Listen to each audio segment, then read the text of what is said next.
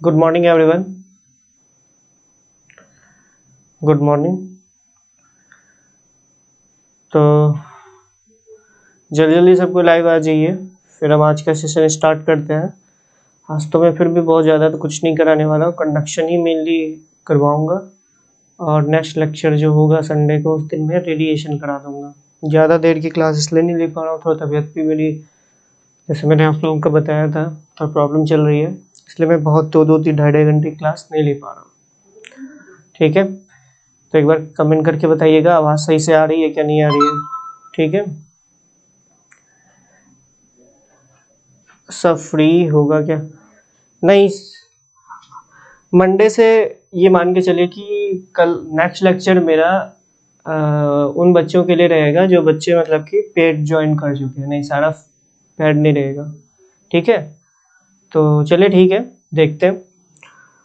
तो आज भी बहुत ज़्यादा लंबा सेशन में नहीं लूँगा, 1 घंटे 15-20 मिनट काफ़ी है, क्योंकि तुम्हें मेरी हालत दिख ही रही होगी कि मैं अभी जस्ट बुखार में था। मतलब 6-7 बजे तक मैंने सोचा कि क्लास ना लूँ, कि बहुत ज़्यादा तेज़ बुखार थी। उसके बाद फिर मैंने दवाई खाई, तो 1-1.5 घंटे में थोड़ा सा डाउन हुआ, तो फिर मैं सोचा चलो क्लास ले लेता हूँ। ठीक है, चलिए ठीक है, चलिए स्टार्ट करते हैं।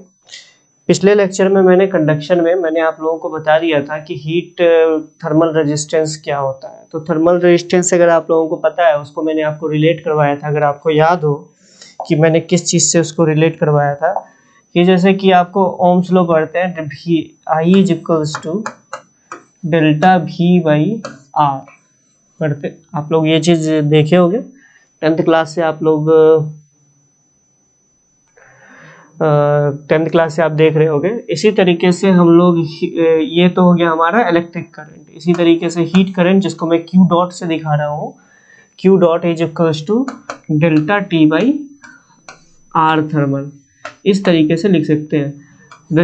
करंट इलेक्ट्रिसिटी में रेजिस्टेंस होता था, अगर आपको याद हो 10th क्लास में आप लोगों ने भी पढ़ा था, रो L by A, where rho is the resistivity, L is the length through which current is flowing, A is the cross section area through जिसके परपेंडिकुलर आपका करंट फ्लो कर रहा है। इसी तरीके से यहाँ पे अगर R थर्मल की बात करें तो this is L upon K, K is conductivity, A is cross section area, L is the length. मतलब यहाँ पे आपका दोनों एक ही चीजें को डिनोट कर रहा है। मतलब आप सिमिलर चीजें को देखोगे कि रो मतलब यहाँ पे रेजिस्टेंस और यहाँ पे रेजिस्टेंस एक ही चीज है। रेजिस्टेंस का मतलब क्या? रुकावट। रेजिस्टेंस की वैल्यू जितनी ज्यादा होगी उतना ज्यादा आपका रुकावट डालेगा और उतना कम फ्लो होने में डिस्टर्ब होगा। ये क्या है? Heat current. ठीक है, तो आप इसको इस तरीके से करते हैं। ओके, चलिए आगे बढ़ते हैं। ये अगर आप लोगों को समझ में आए, देखो मैं आर थर्मल से रिलेटेड या रेजिस्टेंस से रिलेटेड कुछ क्वेश्चंस, स्टैंडर्ड क्वेश्चंस आते हैं। अगर आपने एक में कर लिया, मतलब मान लो कि अगर आपने करंट इलेक्ट्रिसिटी में कर लिया तो आपको हीट ट्रांसफर में करने की जरूरत नहीं पड़ेगी, लेकिन अगर हीट ट्रांसफर में कर लिया तो फिर आपको करंट में करने की जरूरत नहीं पड़ेगी। तो मैं आपको यहीं पे करा दे रहा हूँ, और करंट इलेक्ट्रिसिटी में करने की आपको जरूरत नहीं पड़ेगी। वहां पे मैं बोल दूंगा कि मैंने आपको हीट ट्रांसफर में करवा रखा था। तो ठीक है, इससे रिलेटेड एक बहुत ही छोटा सा क्वेश्चन मैं आपसे पूछता हूँ, बहुत ही बेसिक क्वेश्चन है। ठीक है, चलो देखते हैं। ये एक स्फीयर है, ठीक है, अंदर से खोखला स्फीयर है,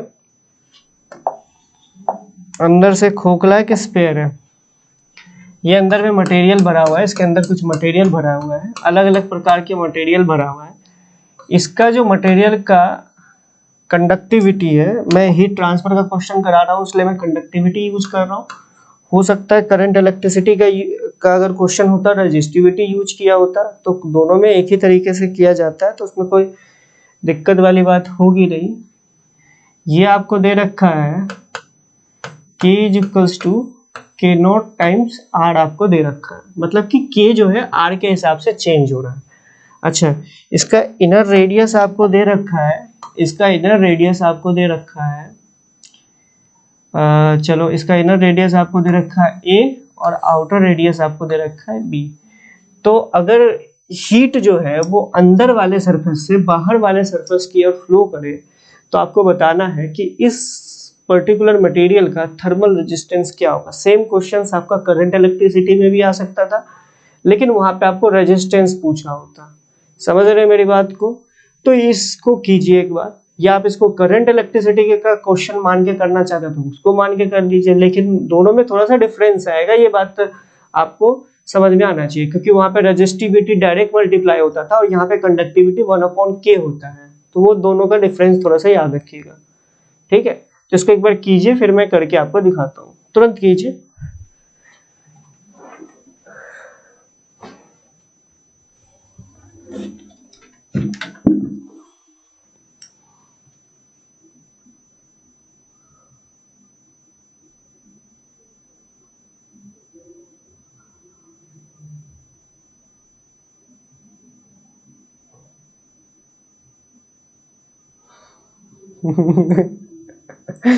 देशराज भाई, आप देवराज सर के बेटे हो क्या?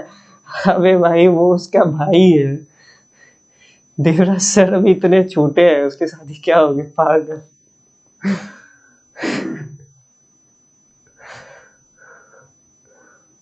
मतलब तुम यह बोलना चाहते हो देवराज सर की शादी हो के मतलब अभी उसके बच्चे मतलब 12th क्लास में पढ़ लिए? गजब हो यार, 2 साल पहले उन्होंने, अभी 2 साल पहले उन्होंने कॉलेज छोड़ा और तो अब उसके उसके गजब गजब का।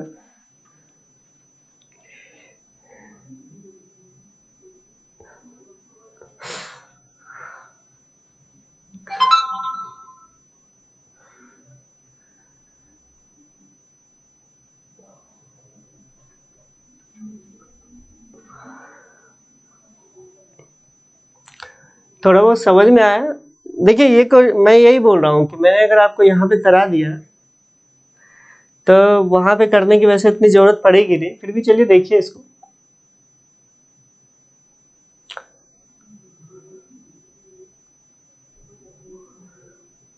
बेटा तबीयत तो उतनी अच्छी है नहीं, कल पूरा दिन बुखार नहीं आया, आज आ गया सुबह सुबह ही, तो पता नहीं मेरे साथ।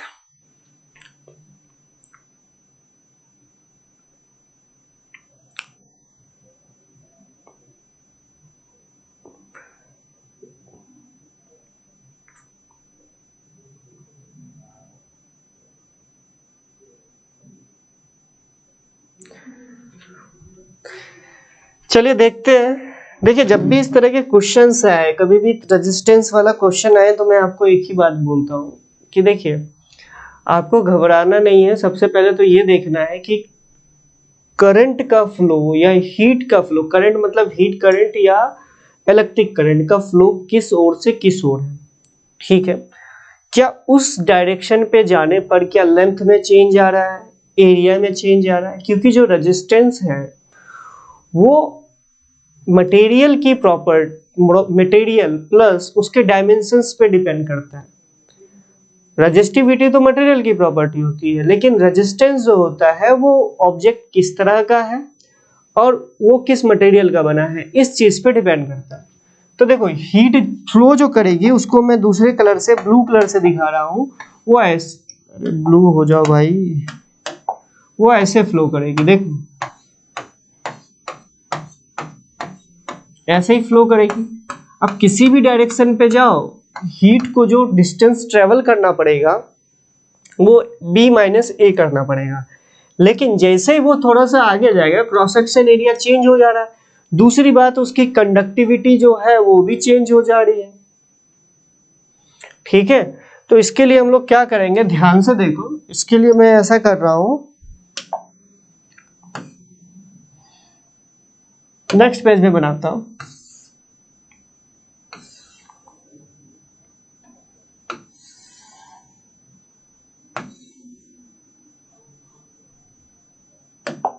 मैंने क्या किया है, यहां से r डिस्टेंस पे गया और एक छोटा सा एलिमेंट dr लिया। अगर मैंने ये dr एलिमेंट ले लिया तो समझना कंडक्टिविटी जो है इस dr एलिमेंट में ऑलमोस्ट कांस्टेंट होगी। dr एलिमेंट मतलब बहुत ज्यादा छोटा है, मतलब ये समझ लो कि ऑलमोस्ट एक लाइन टाइप की है, तो इसमें ऑलमोस्ट कंडक्टिविटी भी कांस्टेंट होगी, ठीक है। तो इसका अगर मैं थर्मल रेजिस्टेंस लिखूं, छोटा सा thermal resistance, that is dr thermal, तो इसको मैं क्या लिख सकता हूं, ध्यान से देखो, एल, एल कितना है, जिसके थ्रू करंट फ्लो करेगी, हीट करंट फ्लो करेगी, that is D R, that is D R upon cross section area कौन सा, ये पूरा क्रॉस सेक्शन एरिया जो कि एक स्फीयर का क्रॉस सेक्शन एरिया होता है, तो उसको हम लोग बोलेंगे 4 pi r square, 4 pi r square. अच्छा, कंडक्टिविटी कितना है भैया, देखो कंडक्टिविटी मैंने दे रखा था के नोट इंटू आर, ठीक है, आर डिस्टेंस पे जो यहाँ पे कंडक्टिविटी होगा इस एलिमेंट पे, वो इस एलिमेंट का भी थ्रू आउट द एलिमेंट हम कंडक्टिविटी को कांस्टेंट मान सकते हैं, क्योंकि एलिमेंट मेरा बहुत छोटा है, तो इसको मैं लिख लूंगा के नॉट इंटू आर। तो अब इसी को इंटीग्रेट कर दीजिए, जीरो से लेके कहां से कहां तक, ए से लेके बी तक के लिए आपका आंसर आ जाएगा।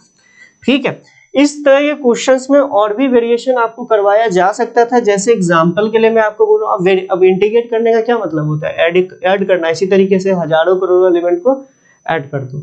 अच्छा, इस तरह के क्वेश्चंस में और क्या वेरिएशन कराया जा सकता है, जैसे एग्जांपल के लिए मैं आपको बोल रहा हूँ, आपको भी थोड़ा समझ में आएगा कि सर हाँ इस तरह के वेरिएशंस कराए जा सकते हैं। जैसे मान लो दूसरा क्वेश्चन मैं आपको बता रहा हूँ, ठीक है, एक स्पेयर रहता, सपोज करो कि एक स्पेयर रहता, ये आप लोगों के लिए होमवर्क भी है, मैं इसमें बहुत सारी चीजें करवा सकता हूँ। जैसे सपोज करो कि मैं क्या कर दूं, ये वाला पार्ट अलग ले लूं और ये वाला पार्ट कुछ अलग मान लूं, समझना, टेंशन लेने की बात नहीं है। मतलब एक जो स्पेयर है वो दो मटेरियल का बना हुआ है, ठीक है, दो मटेरियल का बना हुआ है। यहाँ का रेजिस्टिविटी चलो कर ही लो तुम लोग, क्योंकि देखो मेरे को इतना तो आइडिया है कि मुझे अपने बच्चों को पढ़ाते पढ़ाते इतना तो आइडिया है कि तुम क्या करोगे। चलो देखते हैं, चलो ठीक है देख लेता हूँ, क्योंकि देखो मेन क्या ही बोलूं। चलो ये आपका दे रखा है ए नोट, चलो ये ए, होमवर्क ही ले लो क्योंकि फिर बहुत सारी चीजें छूट जाएगी। तो ये आपका मान लो आर नोट और ये हो गया 2r नोट, ठीक है, या जो भी तुमको डिस्टेंस मानना होगा। यहाँ का जो आपको फंक्शन दे रखा है रेजिस्टिविटी, ये कंडक्टिविटी का k इज इक्वल्स टू आपको दे रखा है के note 1 minus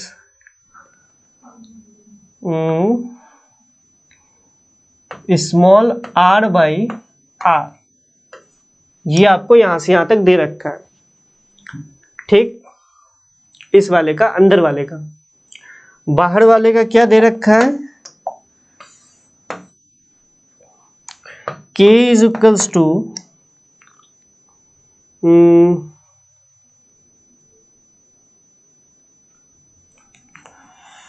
k is equals to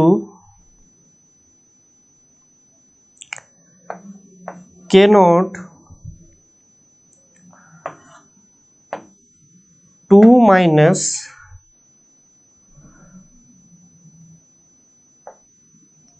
नहीं इसको छोड़ो फिर बहुत ज़्यादा टफ हो जाएगा।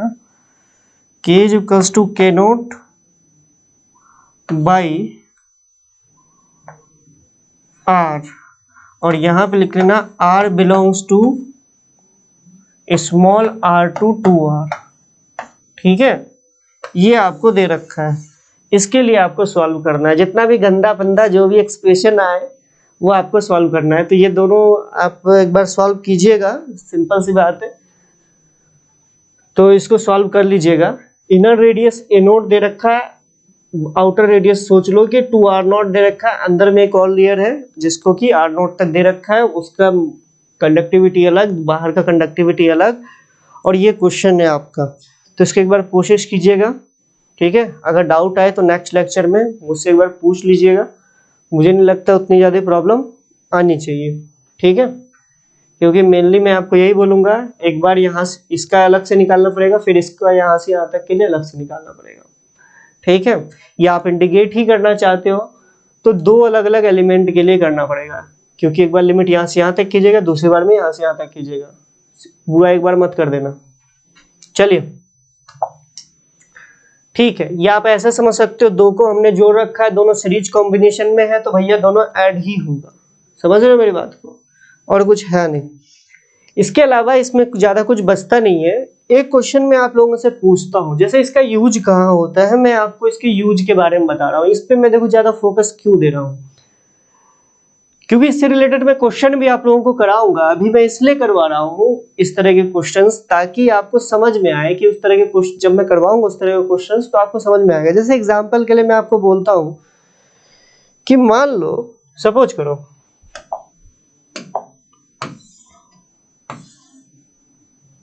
एग्जाम्पल के लिए मैं बोल रहा हूँ कि इसके अंदर मान लो आइस रखा हुआ है। क्या रखा हुआ है? आइस रखा हुआ है। यहाँ पे आइस रखा हुआ है पूरा का पूरा, या वाटर रखा हुआ है, और बाहर का टेम्परेचर मान लो -θ°C हो गया। यहाँ पे वाटर था, यहाँ का टेम्परेचर -θ°C होगा। एक बर्तन था, आपका मोटा कवर था, उसके अंदर पानी आपने रखा, और बाहर का टेम्परेचर -θ°C हो गया। तो आपको बताना है कि T इक्वल टू कितने टाइम बाद ये जो है कितना मोटा यहाँ पे बर्फ का लेयर जम चुका होगा। इस तरह के क्वेश्चंस में इस चीज का यूज आएगा, क्योंकि यहाँ पे आपको थर्मल रेजिस्टेंस जो निकालना पड़ेगा वो स्फीयर के हिसाब से निकालना पड़ेगा।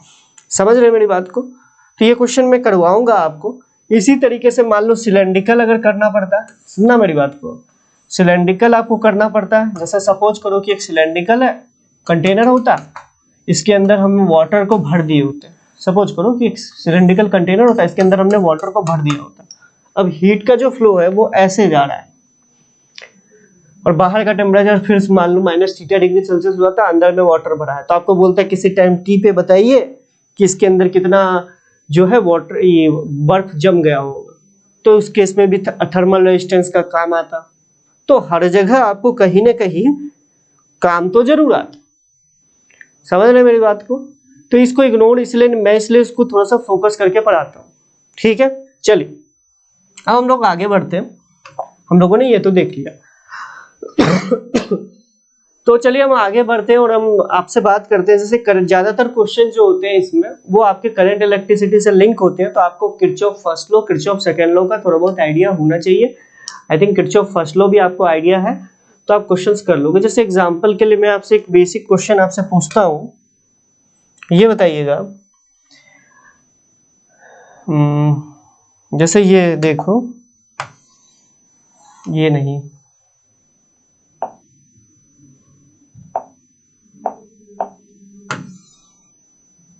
हम्म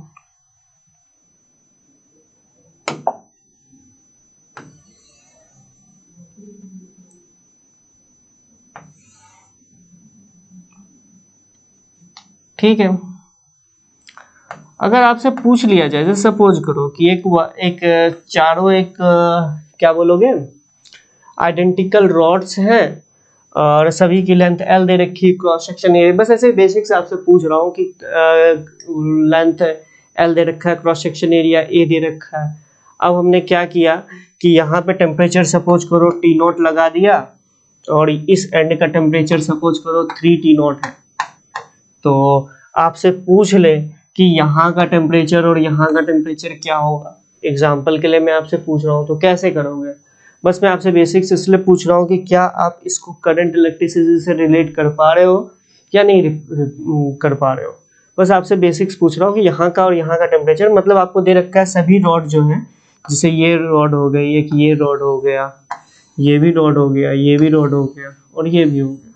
सभी का length A, area A, cross section area A, conductivity Q, सबका दे रखा है आपको। तो आपको यहाँ का और यहाँ का टेम्परेचर आपको बताना है, तो कैसे खींचेगा, बस आपसे बेसिक पूछा जा रहा है और कुछ नहीं है।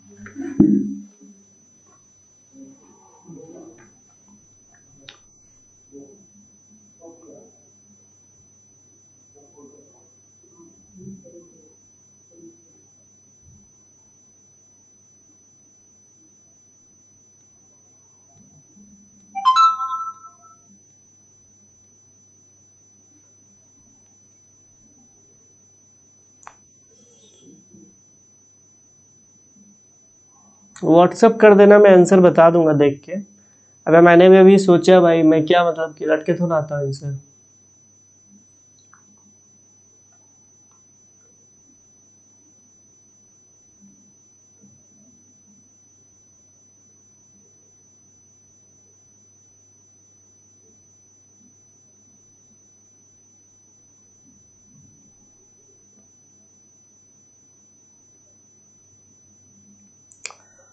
मुझे लग रहा है ये ब्रिजस्टोन ब्रिज बनेगा, बात खत्म। समझ रहे हो मेरी बात को? ब्रिजस्टोन ब्रिज बनेगा और बीच वाले को हटा दो। कैसे? देखो ना, Bridgestone bridge, balance Bridgestone bridge बनेगा। यहाँ का this upon this is equals to this upon this, ये मतलब यहाँ का टेम्परेचर, यहाँ का टेम्परेचर और यहाँ का टेम्परेचर बराबर होगा। अगर आप करके देखना चाहते हो तो करके भी देख सकते हो, तो कोई दिक्कत होगी भी नहीं। मतलब मिड पॉइंट पे जो आपका टेम्परेचर होगा वो आप निकाल सकते हो। मतलब इन दोनों को आप पैरेलल में मान लो, इन दोनों को पैरेलल में मान लो, उससे आप निकाल सकते हो, तो उसमें कोई दिक्कत होगी नहीं। समझ रहे हो? ठीक है, उससे आप आराम से निकाल सकते हो। ठीक है, आपको किरचॉफ फर्स्ट लॉ भी लगाने की जरूरत नहीं पड़ेगी, डायरेक्टली आप सीरीज पैरेलल से भी कर सकते हो। इसका रेजिस्टेंस अगर R मानोगे, इसका भी R, इसका भी R, इसका भी R, तो ये हो गया R/2, R/2 R हो गया। ठीक है, ये भी है, ये भी R हो गया। तो अब उस हिसाब से देख लो, ऐसे करके देख लो, ये R, तो ये हो गया R/2 दोनों का, और ये भी R/2। तो यहाँ का टेम्परेचर था T0, यहाँ का मुझे नहीं पता, उसके बाद यहाँ का था R/2, ठीक है, फिर यहाँ का भी R/2, ठीक, और यहाँ पे 3T0, और ये आपका है R। तो अब कर लो, इसमें कोई दिक्कत तो ना होगी कि टेम्परेचर डिफरेंस जो है वो रेजिस्टेंस के डायरेक्ट रेशियो में बढ़ता है, तो आप डायरेक्टली यहाँ से यहाँ का टेम्परेचर निकाल सकते हो। पूछा कहाँ है आपका? यहाँ का टेम्परेचर तो पूछा है आपका, क्योंकि this is R/2, this is R/2, तो ये मैंने दिखाया इसको, और ये तो भैया R था, तो इसलिए मैंने इसको R से दिखाया। तो अब कोई दिक्कत है होनी नहीं चाहिए आपको, इतना तो आप सॉल्व कर लोगे। ठीक है, चले। अब जैसे एक क्वेश्चन बहुत पहले आया था कि ये बताओ कि जैसे सपोज कर लो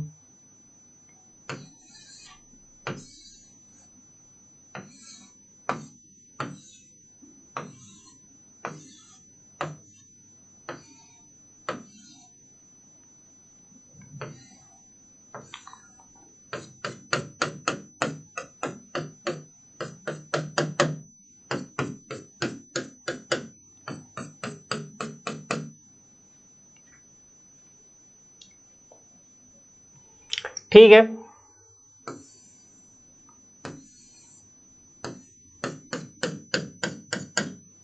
ये आपको दे रखा है,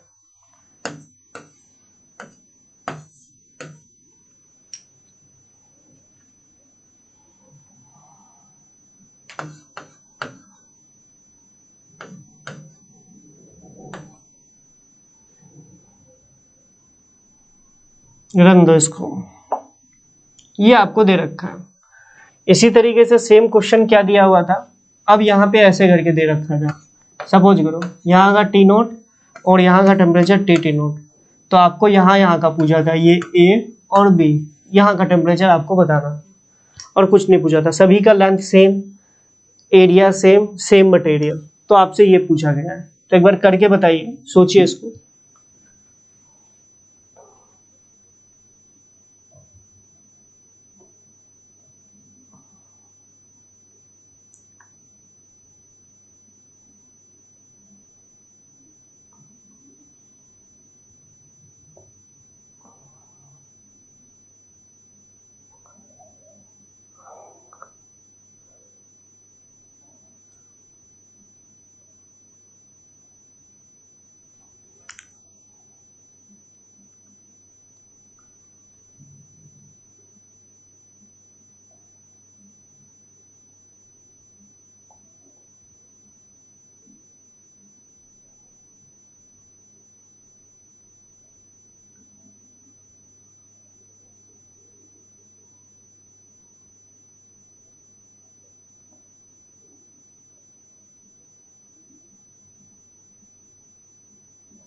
यहाँ का मत मानो, यहाँ का मानोगे तो फिर थोड़ा सा डिफिकल्ट होगा। यहाँ का मान लो,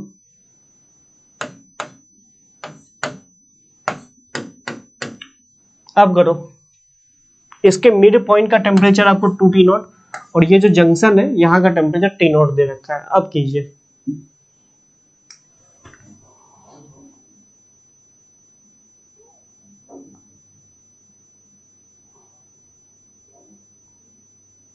मतलब क्वेश्चन वो भी तो सॉल्व हो जाता, बस ये है कि मतलब आपको 2-3 एक्सप्रेशन ज्यादा लिखना पड़ता है। ऐसा नहीं है कि वो क्वेश्चन गलत था, क्वेश्चन गलत नहीं था, मेन ये था कि उसमें थोड़ा सा आपको सॉल्व ज़्यादा करना पड़ता, बस बात एक ही थी।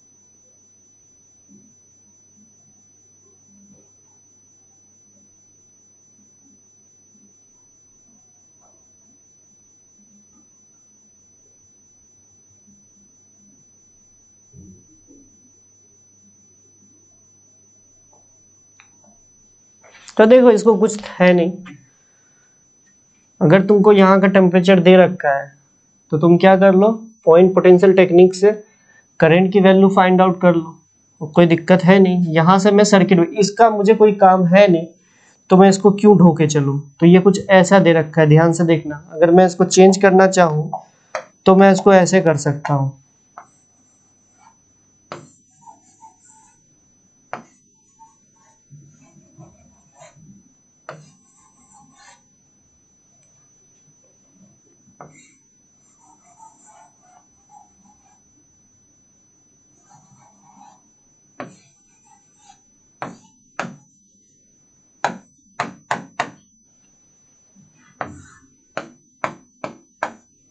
तो यहाँ का वी टी ए मान लो और इसको टी बी मान लो। मान लो यहाँ पे Q1 current, Q1 heat current I, इधर से Q2 आई, इधर से Q3 आई, इसी तरीके से यहाँ से Q3 निकली है, यहाँ से Q4 गई है। मतलब फिर से बना रहा हूँ अच्छे से ताकि आपको समझ में आए बड़े फिगर में।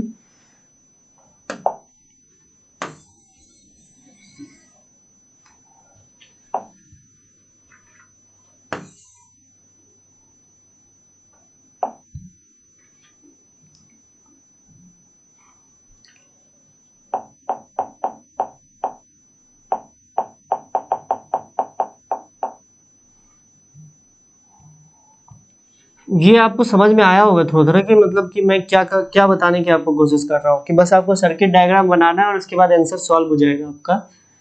अगर देखो इसका थर्मल रेजिस्टेंस अगर आप R मानो तो this is R/2, this is R/2, this is also R/2, this is R/2, this is R/2, this is R/2। मैं ऐसा क्यों बोल रहा हूँ, क्योंकि अगर एक रॉड का अगर आप R मानते हो तो सिंपल सी बात है उसके आधे का तो R/2 ही होगा ना। तो मैं इसको ऐसे बना रहा हूँ, तो इसका आधा R/2 और इसका आधा R/2, तो मतलब R हो गया। उसी तरीके से इसका R/2, उसी तरीके से इसका R/2 और इसका R/2, तो वो भी R हो गया। ये तो आपको सिमेट्रिकल दिख रहा है इसलिए आपको ज्यादा आसानी से पता चल जाएगा। इसका R/2 और इसका R/2, this is also R। उसी तरीके से जिसका R/2 इसका R/2, तो इसका भी R/2। तो मतलब ये पुराना वाला क्वेश्चन ही हो गया, ज्यादा आपको दिक्कत आई नहीं। ये भी R और ये भी R, तो बहुत ज्यादा सिंपल तरीके से आपका क्वेश्चन रिड्यूस ही हो गया।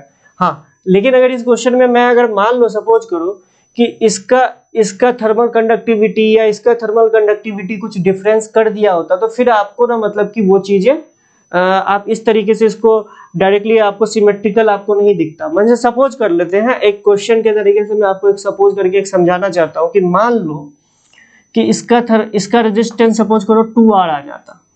एग्जाम्पल के लिए मैं आपको बोल रहा हूँ, ये क्वेश्चन तो ज्यादा टफ रहा नहीं क्योंकि ये R हो गया, ये R हो गया, ये R हो गया और ये R हो गया, तो ब्रिज स्टोन ब्रिज बन गया, तो बीच वाला कैंसिल आउट सेम हो जाएगा। उसके बाद आप इसको आराम से निकाल लीजिएगा, ये पुराना वाला क्वेश्चन की तरह ही हो गया। लेकिन सपोज करो कि कोई अगर ब्रिज स्टोन ब्रिज नहीं बना होता तो आप क्या करते? तब कुछ नहीं, यहाँ पे किरचॉफ फर्स्ट लॉ, यहाँ पे किरचॉफ फर्स्ट लॉ लगाइए और दोनों को सॉल्व कीजिए, आंसर आपका आ जाएगा। समझ रहे? यहाँ से आप मानते Q1 करंट इधर गई है, यहाँ से मानते आप Q2 करंट इधर गई है, यहाँ पे मानते Q3 करंट इधर गई हुई है। इसी तरीके से इस वाले जंक्शन पे मानते Q3 करंट इससे निकली हुई है, इसी तरीके से इस वाले जंक्शन से मानते कि यहाँ से Q4 करंट निकली हुई है और यहाँ से Q5 करंट निकली हुई है। यहाँ का आपको टेम्परेचर तो पता ही है, टी नॉट है, यहाँ का 2T0 है, और यहाँ का ए और बी मान लिए होते हैं। तो करंट की वैल्यू लिखते हैं और उसके बाद जिस हिसाब से आपने करंट लिखा है, जैसे क्या यहाँ पे लिखते हैं Q1 plus Q2 plus Q3 equals to 0, इसी तरीके से यहाँ लिखते हैं Q3 प्लस Q4 प्लस यहाँ पे Q5 इक्वल्स टू 0। दो इक्वेशन, दो वेरिएबल सॉल्व करते आपका आंसर आ गया होता। तो मेरा ये कहने का मतलब है कि नोडल एनालिसिस और current Kirchhoff first law that is nodal analysis, उसके थ्रू से आप करंट की वैल्यू इस तरीके क्वेश्चंस को आराम से सॉल्व कर सकते हैं। समझ रहे हैं मेरी बात को? तो ये एक बेसिक तरीका होता है करंट, इलेक्ट्रिसिटी और हीट ट्रांसफर के क्वेश्चंस को करने का। ठीक है, तो एक बार कमेंट करके बताइएगा कि नोडल एनालिसिस या किरचॉफ फर्स्ट लॉ के क्वेश्चंस आपको करने आते हैं या नहीं आते। ठीक है, अरे आते हैं या नहीं आते, एक बार कमेंट करके जरूर बताओ कि किरचॉफ फर्स्ट लॉ या नोडल एनालिसिस के क्वेश्चंस आपको अच्छे से करने आते हैं या नहीं आते हैं, क्योंकि बिना इसके आपके करंट, इलेक्ट्रिसिटी में आपको प्रॉब्लम अच्छी खासी होने वाली है। ठीक है, चलिए अब हम लोग नेक्स्ट टॉपिक पे चलते हैं। जैसे कि आपको मैंने बताया है कि पहला हम लोगों ने देख लिया कि रेजिस्टेंस से रिलेटेड क्वेश्चंस, उसके बाद हम लोगों ने देखा सर्किट से रिलेटेड क्वेश्चन। अब देखो इस तरह के लल्लू लल्लू क्वेश्चंस मैं नहीं करवाने वाला, क्यों नहीं करवाने वाला, क्योंकि तुम ये बात खुद ही सोच सकते हो। मान लो एक रॉड दे दिया होता है एग्जांपल के लिए, कई लोग सोच रहे होंगे ये क्वेश्चन क्यों नहीं कराया, 3-4 सेक्शन दे दिया होता, यहाँ का टेम्परेचर T0, यहाँ का टेम्परेचर 5T0, तो भैया यहाँ का टेम्परेचर बताओ, यहाँ का टेम्परेचर बताओ। तो ये सब तो लल्लू लल्लू क्वेश्चन है भैया, यहाँ का रेजिस्टेंस निकालो, यहाँ का पता है, यहाँ का पता है। तो ये सब सारी चीजें आता ही है, तो मैं आपको बता के क्या करूंगा, ये सब फालतू चीजें मैं आपको नहीं बता रहा हूँ, मैं ये मान के चल रहा हूँ कि आप लोगों का बेसिक से ये आप लोग कर लोगे। ठीक है, चलिए अब जो हम लोग नेक्स्ट टॉपिक पे बात कर रहे हैं फ्रीजिंग ऑफ आइस की। फ्रीजिंग ऑफ आइस फॉर्मूला आप लोगों ने रट रखा है, फिर भी एक बार डेरिवेशन इसलिए बताना जरूरी बनता है क्योंकि जो मैं क्वेश्चंस आगे जो आप लोगों को कल जो कंडक्शन प्लस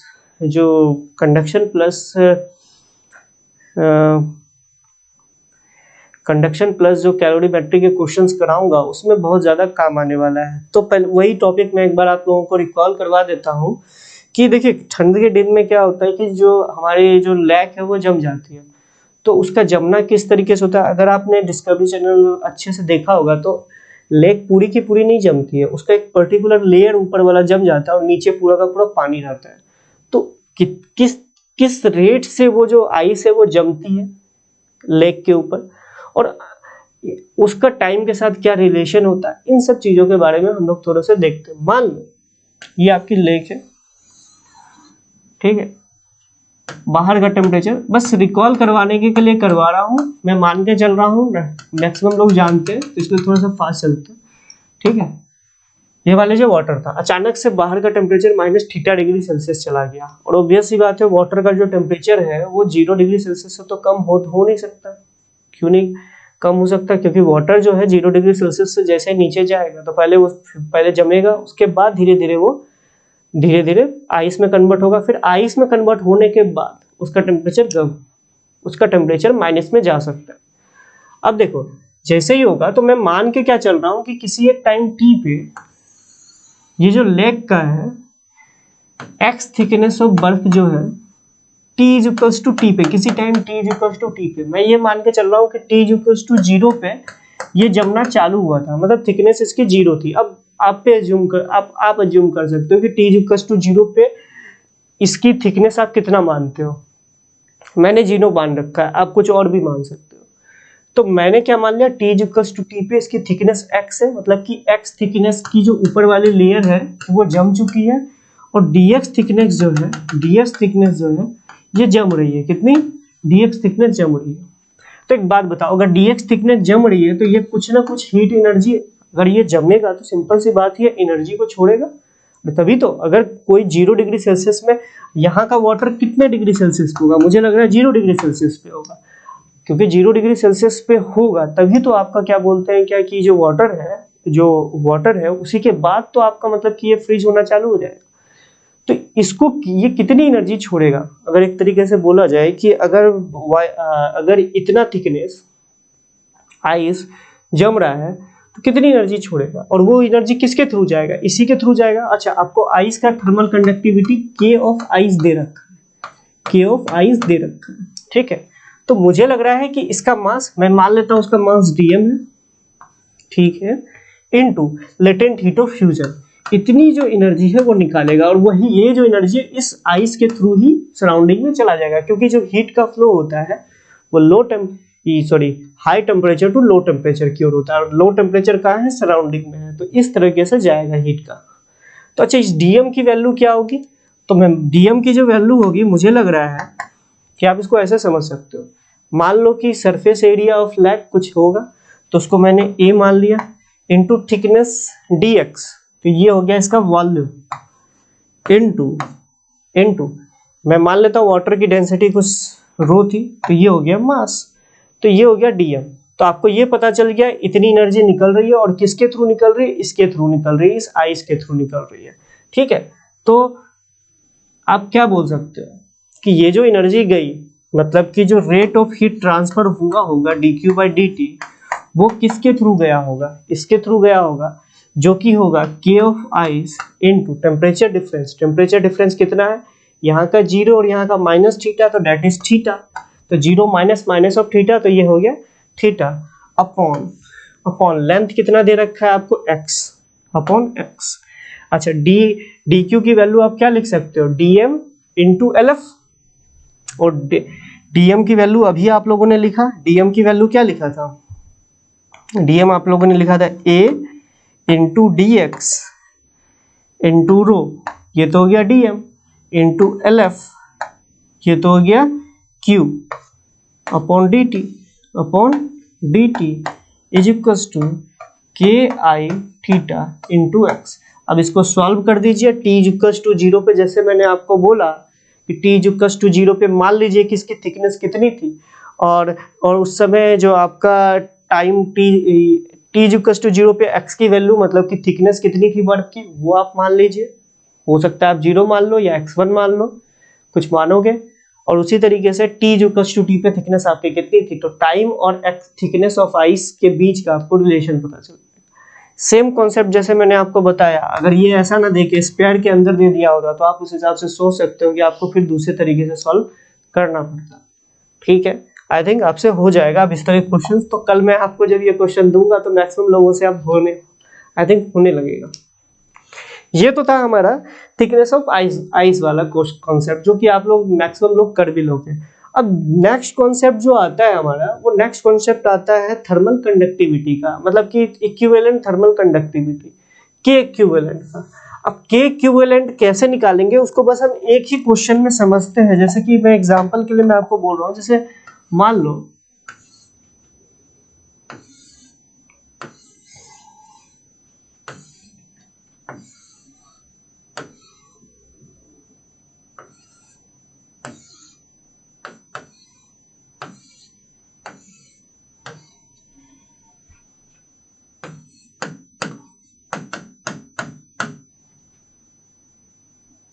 जिसका length L1, area A1, conductivity K1, इसका length L2, area A2, thermal conductivity K2, इसका length L3, A3, thermal conductivity K3, ठीक है। तो आपको बोला कि इस सिस्टम के लिए K इक्विवेलेंट क्या होगा, ये आपको बताना है।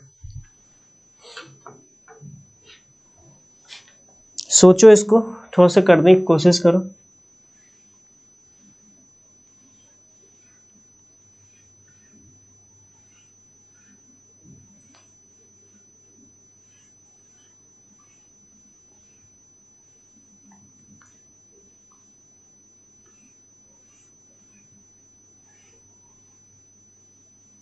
हाँ, कई लोग बोल रहे हैं सर हीट का फ्लो कैसे हो रहा है, तो ये देख लो।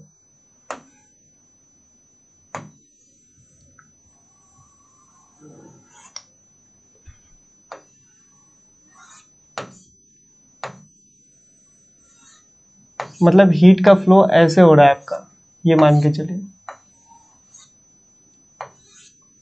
ऐसे हो रहा है, इस तरफ से ऐसे करके जा रही है।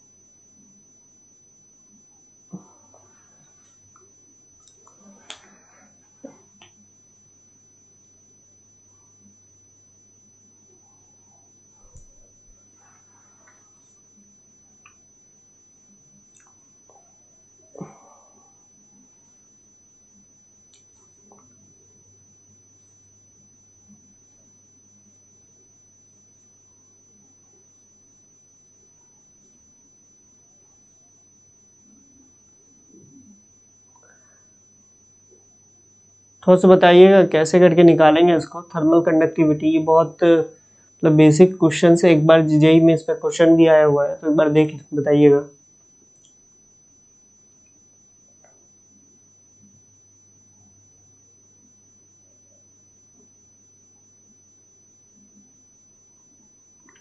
तो देखो, जब भी इस तरह का क्वेश्चन आए तो सबसे पहले तो ये देख लो कि हीट का फ्लो किस तरीके से हो रहा है। मुझे लग रहा है अगर हीट का फ्लो ऐसे हो रहा है तो सिंपल सी बात है, सभी सीरीज कॉम्बिनेशन में आ जाए। थर्मल कंडक्टिविटी का बेसिक सा मतलब भी इक्विवेलेंट थर्मल कंडक्टिविटी का मतलब बस बेसिक सा ये होता है कि आप के की वैल्यू के ऐसा के की वैल्यू क्या हो कि सभी के लिए, मतलब एक ऐसा सबका अलग अलग के है, उसको रिप्लेस करा के एक सिंगल के से क्या, एक सिंगल के की वैल्यू क्या हो जिससे कि उस के से इस तीनों को फिल कर दे तो सारी चीजें सेम आ जाए in terms of resistance, current, heat current, सब कुछ सेम आ जाए। तो मैं इस तरह के क्वेश्चंस में क्या करता हूँ कि शेप एंड साइज को बिगाड़ता नहीं हूँ, उसके बाद थर्मल रेजिस्टेंस को सेम करा देता हूँ।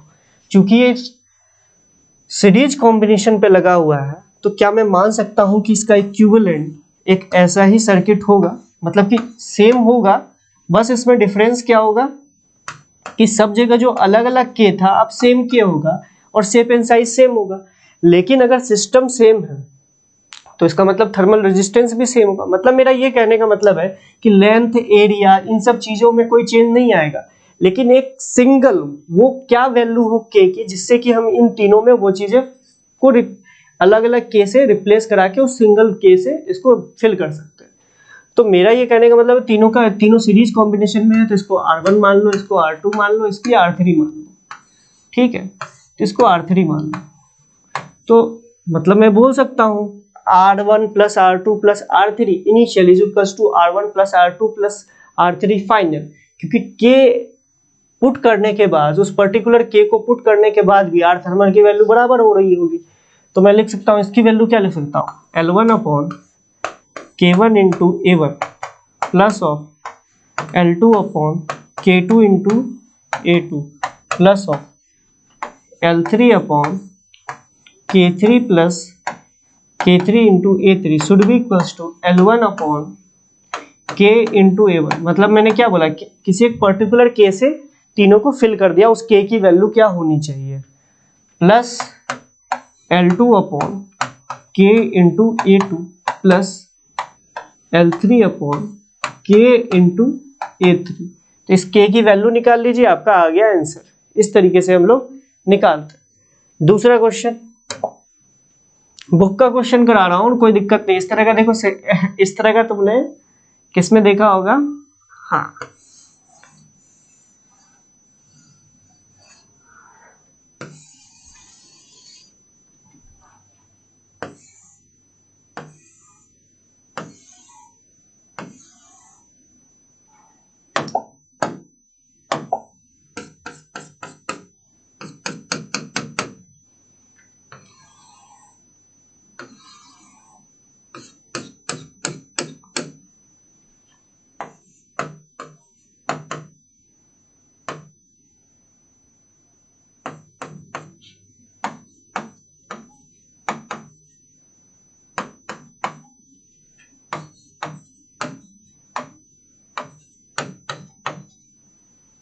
अब हीट का फ्लो ऐसे हो रहा है, के इक्विवेलेंट बताइए।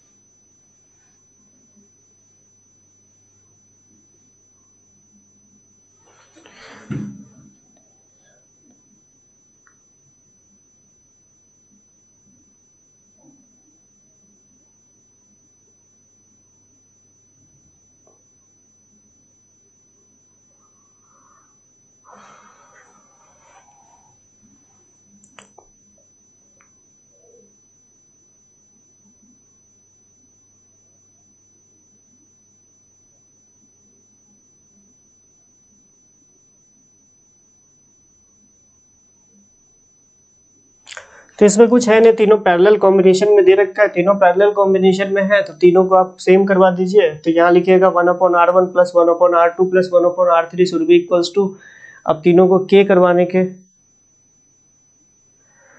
ठीक है।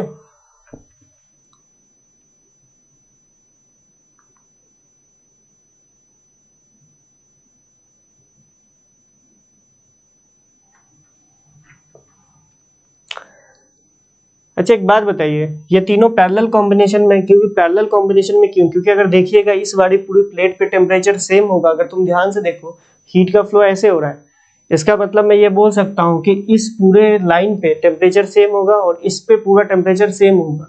तो सिंपल सी बात है कि ये जो होगा ये तीनों पैरेलल कॉम्बिनेशन में होगा। अगर पैरेलल कॉम्बिनेशन में है तो सिंपल सी बात है, पैरेलल कॉम्बिनेशन में रेजिस्टेंस आप कैसे जोड़ते हो, आपको इतना तो आइडिया होगा। तो यहाँ पे मैं क्या बोल रहा हूँ कि इस केस में आप ऐसा लिखिएगा, ध्यान से देखिएगा। तो यहाँ लिखेंगे हम लोग K1 upon L1 into A1 plus of K2 upon L2 into A2 plus of K3 upon L3 into A3 should be equals to, अब सभी में एक पर्टिकुलर K फिल कर दो, तो उस K इंटू, मुझे लग रहा है इसमें भी K लिखोगे, इसमें भी K लिखोगे, इसमें भी K लिखोगे, और वो आ जाएगा 1 अपॉन L1 A1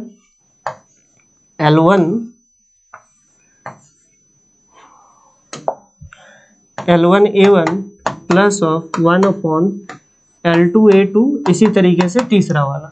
समझ रहे हो मेरी बात को?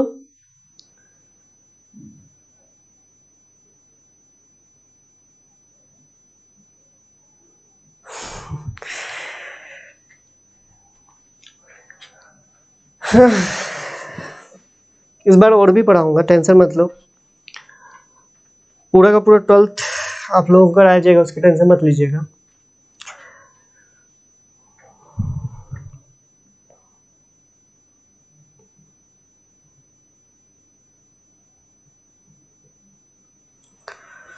तो यहाँ से इसको सॉल्व कर लीजिएगा, आपका आंसर आ जाएगा। चलिए ठीक है, नेक्स्ट क्वेश्चन हम लोग देखते हैं ग्राफ वाले पोर्शन से। तो ग्राफ में क्या होता है कि जैसे मान लीजिए, जैसे एग्जांपल के लिए आपको बोला जाए, मैंने ऑलरेडी करा रखा है क्रैश कोर्स में, बस आपको हिंट दे रहा हूँ कि मान लीजिए कि यहाँ पे दो तरह के ग्राफ्स होते हैं, टी एक्स ग्राफ। तो टी एक्स ग्राफ की हम लोग बात करेंगे, टी वर्सेस एक्स ग्राफ। किसकी? T versus x graph. ठीक है, टी वर्सेस एक्स ग्राफ की बात कर रहे हैं। अब टी वर्सेस एक्स ग्राफ में ए ऊपर आएगा, एक मिनट, अच्छा हाँ, एरिया ऊपर आएगा, एक minute. Thermal resistance L upon K ए होता है ना, L अपॉन के ए होता है, हाँ सॉरी A2, हाँ ये एरिया ऊपर आ जाएगा।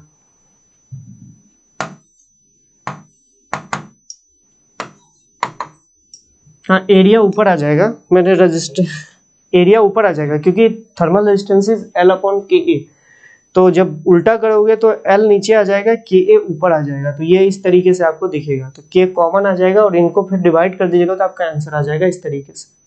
ठीक है, तो ये थोड़ा सा मिस्टेक बोल दो, जो भी बोल दो, ए ऊपर आएगा। ठीक है, आगे और भी चैप्टर्स लेंगे, जैसे थर्मोडायनेमिक केटीजी हो जाए, उसके बाद प्रॉपर्टीज ऑफ मैटर कंप्लीट करेंगे, उसके बाद एसएचएम हो जाएगा, उसके बाद फिर हम लोग 12th में मैक्सिमम पोर्शन जैसे कि कैपेसिटर हो गया, फिर करंट इलेक्ट्रिसिटी हो गया, उसके बाद फिर पूरा का पूरा उधर जो भी है एलसीआर सर्किट, फिर magnetic effect of current, optics, सारा चीज़ देखूंगा इस बार। ठीक है, उसकी टेंशन मत लीजिएगा। आगे हम लोग देखते हैं T versus x graph. T versus x graph देखो, जैसे कि मान लो कि किसी एक रॉड के क्रॉस, या जैसे मान लो सपोज करो कि ये रॉड है, ये स्टडी स्टेट पे यहाँ का टेम्परेचर T0 है और यहाँ का टेम्परेचर 2T0 है। ठीक है, तो आपसे बोला जाए कि इस एंड से हम अगर x की दूरी पे जा रहे हैं तो आपका t वर्सेस x ग्राफ कैसा होगा। और ये आपको दे रखा है, इस रॉड का k जो है वो कांस्टेंट दे रखा है, मतलब सेम है, तो आपसे बोल रखा है। तो इस तरह के क्वेश्चंस में करने का पहला तो तरीका ये होता है, t as a function of x निकाल लीजिए तो आपका आंसर आ जाएगा, t as a function of x। तो या तो तुम t और x का ग्राफ मतलब कि फंक्शन निकाल लो, तो आपका आंसर आ जाएगा उस फंक्शन को देख के आप डायरेक्टली आंसर लिख लोगे। या दूसरा तरीका क्या होता है जो मैं आपको समझाने वाला हूँ, स्लोप इंक्रीजिंग है डिक्रीजिंग है उसके हिसाब से आप सोच लो। तो जैसे मैं इसका पहले फंक्शन निकाल के आपको दिखाता हूँ कि किस तरीके से, जो मेन तरीका है किस तरीके से इस क्वेश्चन को कर सकते हैं। पहला तो आप यहाँ से x डिस्टेंस पे जाइए, एक छोटा सा एलिमेंट लीजिए dx। अगर इस छोटे से एलिमेंट में अगर बात की जाए तो इस रॉड का हर एक एलिमेंट, छोटा छोटा एलिमेंट सभी सीरीज कॉम्बिनेशन में लगा हुआ होगा। तो मतलब इस रॉड में जो करंट होगा, हीट करंट होगा, वो इस छोटे से एलिमेंट में भी वही हीट करंट होगा। तो मैं वही चीज को सेम करा रहा हूँ। इसमें जो हीट करंट है, अगर मैं इसको ध्यान से देखूं तो यहाँ का टेम्परेचर मैं T मानूं तो यहाँ का temperature T minus of dt होगा, क्योंकि करंट हीट करंट की डायरेक्शन में जाने पर, सॉरी, यहाँ का टेम्परेचर अगर T माइनस dt इस तरफ होगा और यहाँ का टेम्परेचर T इधर होगा। समझ रहे हो? क्योंकि हीट जो होगा वो high temperature to low temperature की ओर फ्लो करेगा। तो मैं एक बात बोल रहा हूँ, ध्यान से सुनिएगा कि x आपने इधर से माना। तो एक बात बताइए कि हीट करंट के तो इसमें हीट करंट की वैल्यू क्या होगी? अगर तुम ध्यान से देखो तो इसमें लिख सकते हो temperature difference that is dt, temperature difference that is dt upon thermal resistance. इसका थर्मल रेजिस्टेंस कितना हो जाएगा? इसका length that is dx upon इसका क्रॉस सेक्शन एरिया तो a ही है भैया, क्रॉस सेक्शन एरिया तो a ही है, और इसका थर्मल कंडक्टिविटी k हो गया। ठीक है, इज इक्वल्स टू, अगर तुम इसको ध्यान से देखो तो इस पूरे रॉड का हीट करंट कितना होगा? तुम ध्यान से देख के बताओ। तो that is 2T0 minus T0 upon इसका थर्मल रेजिस्टेंस कितना हो जाएगा? अगर तुम ध्यान से देखो तो दैट इज L, इसका लेंथ मान लेते हैं L है, L0 upon what, L0 upon AK, L0 upon AK। तो AK से AK तो कैंसिल आउट हो गया। तो अगर तुम यहाँ पे ध्यान से देखो तो dt by dx is equals to, अगर तुम ध्यान से देखो तो ये आपका हो गया T0 बाई L0। अब dx को उस तरफ लेके जाओ और इंटीग्रेट कर दो तो तुमको दिख जाएगा t वर्सेस x ग्राफ। समझ रहे हो मेरी बात को? यहाँ से आप अगर सॉल्व कर दो तो आपको t वर्सेस x ग्राफ आपको दिख जाएगा, क्योंकि t और x में रिलेशन आ जाएगा और t और x में रिलेशन आ जाएगा तो सिंपल सी बात है, आप इसका ग्राफ बना सकते हो और जो कि आपको, और आराम से आप क्वेश्चंस को इजीली कर सकते हो। तो ये क्वेश्चंस कई बार लेंथी तरीका हो जाता है। क्यों लेंथी हो जाता है? कई बार बहुत अच्छी कॉम्प्लिकेटेड अगर शेप दे दिया जाए तो आप उस तरह के क्वेश्चंस में थोड़ा सा उलझ जाओगे। तो इसलिए मैं इस तरह के क्वेश्चंस को दूसरे तरीके से करता हूँ। कैसे करता हूँ? जैसे एग्जाम्पल के लिए मैं आपको बोलूँ तो इसी क्वेश्चंस को मुझे करना होता तो मैं कैसे करता? तो मैं ये लिखता, ध्यान से देखो, कभी भी मैं इस तरह के क्वेश्चंस को करता हूँ तो मैं इसको लिखता हूँ कि इस छोटे से में जो हीट करंट आएगा, मतलब इसका जो dq बाई dt होगा ये कांस्टेंट होगा, दैट इज कांस्टेंट। अगर मैं बोलूं ये इसमें जो हीट करंट होगा और इसमें जो हीट करंट होगा वो कांस्टेंट होगा, तो इसको मैंने कांस्टेंट से दिखा दिया। और dq बाई dt को आप क्या लिख सकते हो? ध्यान से देखो तो इसको मैं लिख सकता हूं, अगर यहाँ का टेम्परेचर जो भी मानोगे T और यहाँ का T माइनस dt या जो भी मानते हैं हीट करंट के हिसाब से देखना कि क्या मानोगे। ठीक है, तो dq by dt is equals to इतना। तो इसको मैं ऐसे लिख सकता हूं, ध्यान से देखना, dt अपॉन dx अपॉन ये तो L हो गया अपॉन k इंटू a। ठीक है, k into a is equals to constant. ठीक है, तो यहां से तुम लिख सकते हो dt by dx is equals to c upon k। तो ये चीज मैं याद रखता हूं, यही चीज मैं याद रखता हूं, dt by dx is equals to c upon k। समझ रहे हो मेरी बात को? मैं इसी को याद रखता हूं। ठीक है, बस मैं इसको याद रखता हूं। dt बाई dx क्या होता है? अगर तुम देखो t वर्सेस x ग्राफ का, dt by dx is the slope of t versus x graph. अब वो डिपेंड क्या कर रहा है? c दैट इज करंट पे, k की वैल्यू पे, a की वैल्यू पे। अच्छा, अगर तुम इसके हिसाब से देखा जाए तो करंट तो कांस्टेंट है, हीट करंट कांस्टेंट है, k भी कांस्टेंट है और a भी कांस्टेंट है। इसका मतलब dt by dt is constant. Constant slope किसकी होती है? मुझे लगता है स्ट्रेट लाइन की होती है, मतलब कि एक स्ट्रेट लाइन बनेगी। अब अगर तुम्हें जैसे ये वाला क्वेश्चन पूछा जा रहा है कि इसका भैया तुम ग्राफ बनाओ, तो मुझे एक बात तो पता चल गया कि इसका कांस्टेंट स्लोप होगा। और कांस्टेंट स्लोप किसका होता है भैया? कांस्टेंट स्लोप होता है आपका स्ट्रेट लाइन का। तो मतलब आप ध्यान से देखो कि दिस इज 2t0 और दिस इज t0 और दिस इज x। x से 2x की ओर जा रहे हो और एक स्ट्रेट लाइन हो, एक कांस्टेंट स्लोप वाला एक कर्व होना चाहिए, तो वो तो ऐसा ही हो सकता है ना। तो आंसर आ गया, बात खत्म। इसमें क्या बड़ी बात थी, खत्म यहीं से। अच्छा, अब इसी तरीके से अब अगर तुम ध्यान से देखो, अगर ऐसा दे दिया होता, एग्जाम्पल के लिए मैं आपको बोल रहा हूँ, सपोज करो ऐसा दे दिया होता, ये क्वेश्चन आया हुआ है एक बार बहुत पहले, ऐसा दे दिया होता कि करंट ऐसे फ्लो कर रही है और आपका जो x है वो आपको इस एंड से लेना है, ठीक है, आपको x इस एंड से लेना है। तो मैं बस यही करता, dt by D X is equals to c upon K. Heat current तो सेम होगा सब में क्योंकि सीरीज कॉम्बिनेशन में लगा हुआ है। के सभी मटेरियल की प्रॉपर्टी होती है, तो मतलब हर एक मटेरियल का के तो सेम होगा, लेकिन एरिया देख लो, एक्स के हिसाब से एरिया जो है वो घट रहा है, बढ़ रहा है। अगर एरिया बढ़ रहा है तो सिंपल सी बात, एक्स की डायरेक्शन में तुम जा रहे हो तो क्या हो रहा है, एरिया बढ़ रहा है। अगर एरिया बढ़ रहा है तो मतलब स्लोप डिक्रीजिंग है। स्लोप क्या है, स्लोप डिक्रीजिंग है। तो तुम खुद सोचना, स्लोप डिक्रीजिंग है तो इसका मतलब क्या, अगर यहाँ का टेम्परेचर सपोज करो, यहाँ का टेम्परेचर तुमने T2 मान लिया और यहाँ का टेम्परेचर T0 मान लिया, तो इसके लिए अगर आपको ग्राफ ड्रॉ करना पड़ेगा तो कुछ मुझे नहीं लगता है कि ज्यादा दिक्कत आपको आएगी। तो this is graph, this is T0, this is 2T0। तो आपको कैसा ग्राफ चाहिए आप खुद सोचो। मुझे लग रहा है कि आपको T0 से T0 की ओर जाना है और आपका जो स्लोप होना चाहिए वो डिक्रीजिंग होना चाहिए, ठीक है, डिक्रीजिंग होना चाहिए। मतलब 2T0 से आप T0 की ओर जा रहे हो लेकिन आपका जो स्लोप है वो डिक्रीजिंग होना चाहिए। तो वो कुछ ऐसा ही हो सकता है, वो ऐसा ही हो सकता है। क्या हो जाता है बार बार,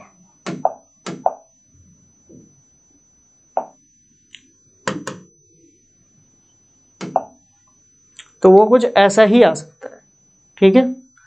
तो ये बात आपको समझ में आ गई होगी कि इसको मैंने कैसे किया, क्योंकि देखो ना यहाँ पे सबसे ज्यादा स्लोप है 90 के करीब है और देखो T0 पे जाके ये 0 हो जाता है, तो स्लोप घट रहा है ना, ऐसे करके घट रहा है ना। स्लोप डिक्रीजिंग और इंक्रीजिंग, ये बात तो समझ में आपको आती होगी कि स्लोप इंक्रीजिंग और डिक्रीजिंग किस तरीके से होता है। ये आई थिंक आप लोगों को आइडिया होगा थोड़ा बहुत कि इंक्रीजिंग और डिक्रीजिंग स्लोप किसको हम लोग बोलते हैं। अभी काइनेमेटिक्स में भी आप लोगों को कराया गया था डिक्रीजिंग और इंक्रीजिंग स्लोप किसको कहते हैं, ठीक है। बाकी इस चैप्टर में ज़्यादा कुछ है नहीं, जितना था मैंने आपको बता दिया, बेसिक्स इतना ही था। और वैसे भी ये chapter one of the easiest chapter में से एक आता है, तो इसमें ज़्यादा दिक्कत होगी भी नहीं आपको। बाकी हम लोग देखते हैं रेडिएशन आज स्टार्ट कर देते हैं, थोड़ा बहुत बेसिक्स हम लोग देख लेते हैं। देखिए रेडिएशंस में, तो रेडिएशन में पहला तो मैं आप लोगों को ये बोलूँगा कि बहुत ज़्यादा डिफिकल्ट चैप्टर है नहीं। पहला देखिए कि रेडिएशन, आप लोगों को पता होगा जितनी भी सारी चीज़ें हम लोग बाहर देख रहे हैं, आसपास में देख रहे हैं, इलेक्ट्रोमैग्नेटिक वेव के फॉर्म में एनर्जी हमारे पास आती है, तो सारी चीज़ों को हम लोग एक तरीके से रेडिएशन से बोल सकते हो, ठीक है। दूसरा मैं आपको ये बोलूँगा कि हीट ट्रांसफर के 3 फिनोमिना थे। पहला था कंडक्शन था, कन्वेक्शन आपके सिलेबस में है नहीं। तीसरा है रेडिएशन। रेडिएशंस के थ्रू हीट एनर्जी का तो फ्लो होता ही है, लेकिन वो किस फॉर्म में होता है वो हम लोग स्टीफेंस लॉ के थ्रू हम लोग समझते हैं। लेकिन उससे पहले मैं आपको ये बताना चाह रहा हूँ कि एक बात समझिएगा कि कोई भी ऑब्जेक्ट अगर 0 केल्विन से ज़्यादा टेम्परेचर पे है तो वो जो है रेडिएशंस के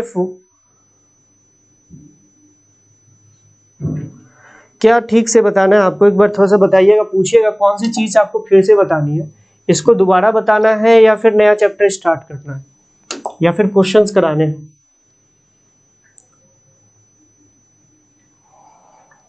क्या ठीक से बताना बेटा, तो बताओगे तब ना।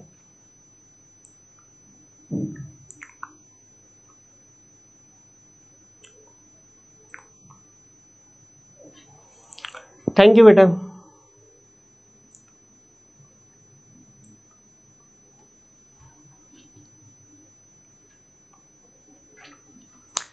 देखो रेडिएशन के लिए अगर बात करें तो हीट ट्रांसफर का एक मोड, एक तरीका हो गया जिसमें कि आप ये समझो कि एनर्जी का ट्रांसमिशन सबसे fastest mode of heat transfer के रूप में होता है। ठीक है, पिछला वाला फिर से बताना है एक बार। मैंने आपको बस ये बोला कि देखो आपको एक चीज याद रखनी है, D T by D X is equals to C upon K A. इसके तरीके से आपको सॉल्व करना है। जैसे एग्जांपल के लिए मैं आपको बोल रहा हूँ, एक रॉड का एग्जांपल ले लो। एक रॉड है जिसकी लेंथ आपको एल दे रखी है, ठीक है, लेकिन आपका जो इधर का जो टेम्परेचर है ये टू टी नॉट है और यहाँ का टेम्परेचर टी नॉट है। हम लोग इस एंड से एक्स को माप रहे हैं, किस वाले, टी नॉट वाले एंड से एक्स को माप रहे हैं। ठीक है, इस ओर से इस ओर आने पर k की वैल्यू घटती है तो t वर्सेस x का ग्राफ कैसा होगा, ये आपको क्वेश्चन दे रखा है। करके देखो, पहले आप लोग खुद से ग्राफ बना के देखो। ये चीज याद रखिएगा, this tells about the slope of t versus x graph. तो आपको ये बताना है कि आपको x जो है वो t नॉट के तरफ से लेना है। अगर आप इस ओर से इधर x ले रहे हो और इस डायरेक्शन पे जाने पर k की वैल्यू घट रही है, मतलब कि t नॉट से 2t नॉट जाने की ओर आपका k की वैल्यू घट रही है, तो आपको बताना है इसका ग्राफ कैसा बनेगा, t वर्सेस x ग्राफ इसका कैसा बनेगा। करो इसको।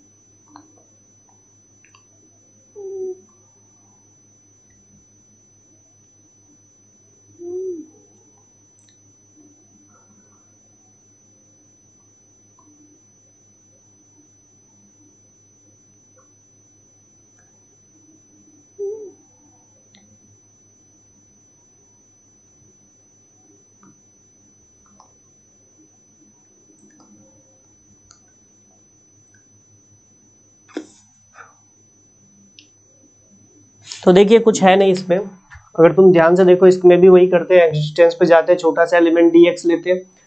उसके लिए अगर हम हीट करंट की बात करते हैं तो वो भी यही आता है, क्योंकि सीरीज कॉम्बिनेशन में लगा हुआ है तो सिंपल सी बात है, हीट करंट तो बस आज तक। ठीक है, तो हम उसमें अगर dt बाई डी एक्स की वैल्यू निकालते हैं तो ये आता है। समझ रहे मेरी बात को? लेकिन हमने x किधर से लिया है, टी नॉट से इस तरफ लिया है। तो अच्छा एक बात बताओ, k की देखो एरिया, तो आप अगर तुम ध्यान से देखो तो एरिया तो कांस्टेंट है थ्रू आउट, अगर तुम जाओ कोई भी x पे चले जाओ एरिया आपका कांस्टेंट, लेकिन k घट रहा है, मतलब कि x की डायरेक्शन पे जाने पर k घट रहा है। k घट रहा है तो डेट मीन्स अगर ये k घट रहा होगा तो सिंपल सी बात है dt बाई डी एक्स क्या हो रहा होगा, x जैसे जैसे x बढ़ता जाएगा तो आपका k घटेगा। k घटेगा इसका मतलब स्लोप बढ़ेगा, मतलब ये ओवरऑल क्वांटिटी जो है ये बढ़ेगी। ये बात आपको समझ में आ रहा है? तुम खुद सोचो ना, k अगर घटेगा तो dt बाई डी एक्स क्या है, c अपॉन के ए के बराबर है। a तो कांस्टेंट, c भी कांस्टेंट, तो k अगर घटेगा तो dt बाई डी एक्स क्या है, बढ़ेगा, यानी डेट मीन्स स्लोप बढ़ेगा। तो एक बात बताओ, एक ऐसा कर्व बनाओ, t वर्सेस x कर्व बनाना है मुझे, t वर्सेस x कर्व बनाना है, जो कि मेरा स्टार्ट हो रहा है, ध्यान से देखो, तो टी नॉट से स्टार्ट हो रहा है, टू टी नॉट तक जाएगा, जिसका स्लोप इंक्रीजिंग है, तो इंक्रीजिंग स्लोप कैसा आएगा, तो वो ऐसे ही आएगा, ऐसे ही आएगा, बात खत्म। तो इंक्रीजिंग स्लोप इसी तरीके से आएगा, देखो यहाँ पे स्लोप 0 और यहाँ पे बढ़ गया।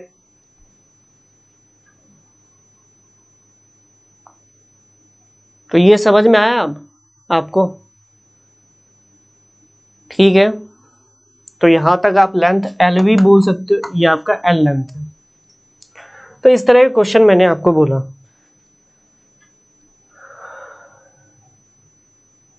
ठीक है, और क्वेश्चन कराना पड़ेगा या फिर इतना मोर देन सफिशिएंट है? इतना मोर देन सफिशिएंट है,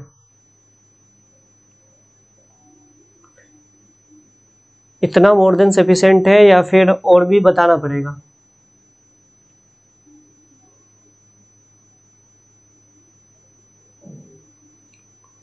चलिए ठीक है, मैं मान के चल रहा हूं आपसे हो गए।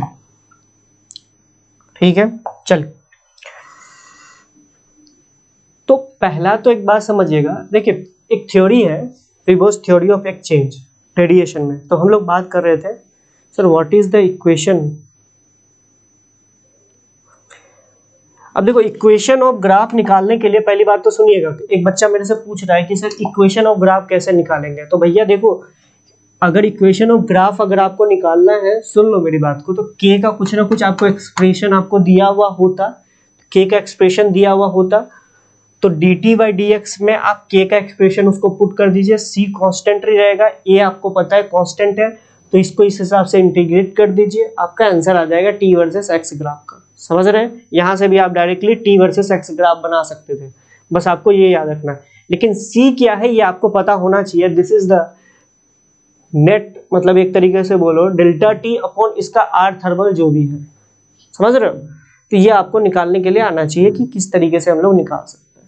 तो इस तरह क्वेश्चंस भी करेंगे, उसके टेंशन मत लेना, इसकी इसका एक्सप्रेशन भी आर थर्मल। अच्छा, कई लोग बोले कि सर इसका आर थर्मल कैसे निकालेंगे? भैया आर थर्मल कैसे निकालोगे ये तुम्हें नहीं पता है क्या? अगर मैं तुमसे एग्जांपल के लिए पूछूं, सुनना मेरी बात को, क्या मुझे इसका आर थर्मल तुम नहीं बता सकते क्या कि इसका एक्स, यहां से हम लोग अगर इसको एक्स ले तो इसका जो के है वो दे रखा है के नॉट बाई एक्स, आपको दे रखा है, इसका क्रॉस सेक्शन एरिया ए दे रखा है, ठीक है, और इसका टोटल लेंथ आपको दे रखा है एल दे रखा है, ठीक है। तो क्या आप इस रॉड का थर्मल रेजिस्टेंस नहीं बता सकते? थोड़ा सा सोच के बताना, क्या आप इस रॉड का थर्मल रेजिस्टेंस नहीं बता सकते?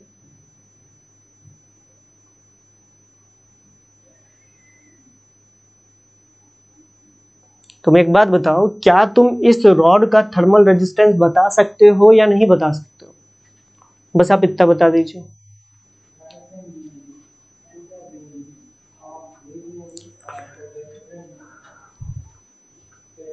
अगर बता सकते हो, अगर तुम बता सकते हो तो फिर इसका c की वैल्यू कैसे आएगी ये भी आप बता सकते हो, क्योंकि कहीं ने k का एक्सप्रेशन दिया हुआ होगा, अगर k का एक्सप्रेशन दिया हुआ होगा तो आप c जो है वैसे असल में delta T upon R thermal, जो इसका इस रॉड का आर थर्मल होगा उससे c आ जाएगा, और c आ गया तो सिंपल सी बात है, c तो भैया कांस्टेंट है, वो आपको कांस्टेंट दिखेगा भी, ठीक है। और उसके बाद k की वैल्यू कैसे निकालिएगा? k की वैल्यू कैसे निकाले? k की वैल्यू तो आपको दे ही रखा होगा, कुछ ना कुछ एक्सप्रेशन दे रखा होगा, तो k की वैल्यू यहाँ पे लिखिए, और एरिया तो आपको पता है ही, उसके बाद इसको इंटीग्रेट कर दीजिए, x को इस तरफ लेके जाइए और t को इंटीग्रेट कर दीजिए, और टेम्परेचर की वैल्यू कहीं से कहीं तक ले लीजिए, यहाँ से अगर आप यहाँ से माप रहे हो तो t x is equals to 0 पे t is equals to t naught, और x is equals to x पे t क्या होगा, तो आपका एक्सप्रेशन आ जाएगा,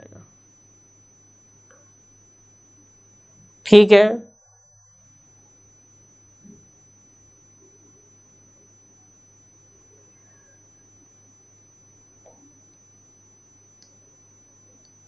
अरे भाई मैं x इस तरफ मान रहा हूं,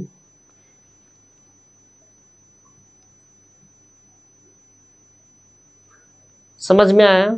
सर इस क्वेश्चन में के इंक्रीजिंग रहता है तो हीट की डायरेक्शन में जो भी इंक्रीजिंग रहता है या डिक्रीजिंग रहता है उससे डिपेंड नहीं कर रहा है, लेकिन आपको ये बात समझ में आनी चाहिए कि किस तरीके से इसको निकालना है। तो क्या बताइए, इस क्वेश्चन को कर सकते थे ना? Okay 1 minute, 1 minute battery change करने दीजिए, 1 मिनट रुकिएगा।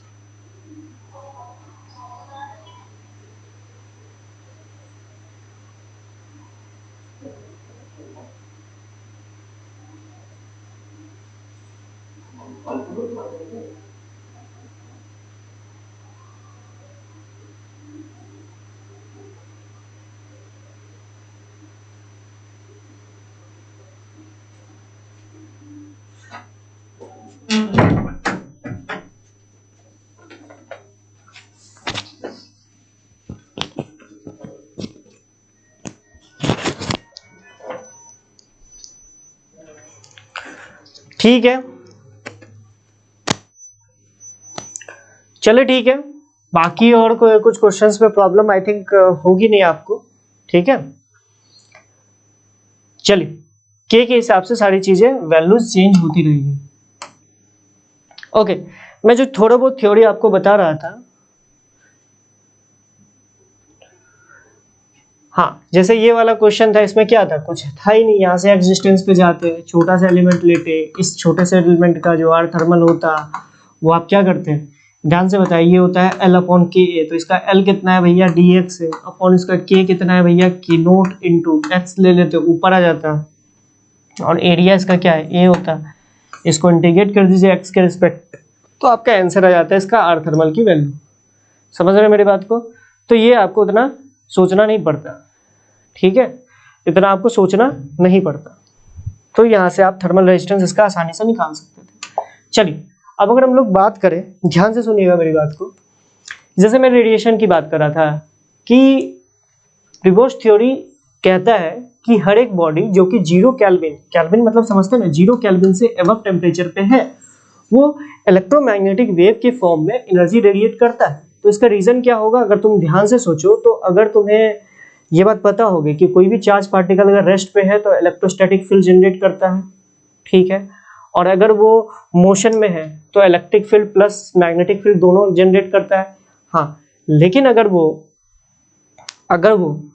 एक्सेलरेटेड मोशन में है तो सिंपल सी बात है, वो आपका energy in form of electromagnetic wave produce करता है। तो अगर कोई भी पार्टिकल्स 0 केल्विन से अबव टेम्परेचर पे है तो सिंपल सी बात है कि उसके अंदर जो भी मॉलिक्यूल्स होगा वो क्या कर रहा होगा, सिंपल सी बात है, उसकी जो वो जो वाइब्रेट कर रहा होगा, अगर ये बोलो कि वो अपने मीन पोर्शन के बाद वाइब्रेट कर रहा होगा, सिंपल से एब्सोल्यूट जीरो पे, यानी उसके पास वाइब्रेशनल एनर्जी कुछ ना कुछ होगी, हर उसके एक मॉलिक्यूल्स के पास वाइब्रेशनल एनर्जी होगी। इसका मतलब कि हर एक मॉलिक्यूल जो है वो वाइब्रेट कर रहा होगा, और मॉलिक्यूल्स बने किसके होते हैं, चार्ज पार्टिकल के, मतलब कि चार्ज पार्टिकल वहाँ एक्सेलरेटेड मोशन में है, एक्सेलरेटेड मोशन में है, तो सिंपल सी बात है, वो इलेक्ट्रोमैग्नेटिक थ्योरी के अकॉर्डिंग वो जो है इलेक्ट्रोमैग्नेटिक वेव के फॉर्म में एनर्जी निकालेगा ही।